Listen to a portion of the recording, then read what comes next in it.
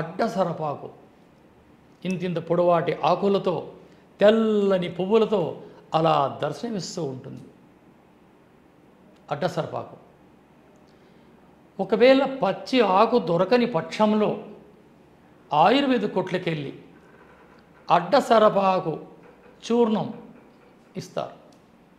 ఈ అడ్డసరపాకు చూర్ణాన్ని ఒక గోరువెచ్చని 1 గ్లాసు వాటర్లో 3 ఏళ్ళకొచ్చే పరిమాణంలో ఈ చూర్ణాన్ని కలిపి రుచికి తగ్గట్టుగా కాస్త బెల్లం కానీ లేదా కాస్త తేనె కానీ అలా కలిపి ఉదయాన్నే 6 గంటలకే 1 కప్పు సేవించాలి.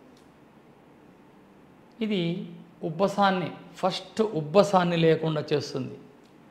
ఆస్మా, దావ నడవలేరు, గస్స ఆయాస పడుతుంటారు, ఇన్హేలర్లు అలా కొట్టుకుని ఉంటారు.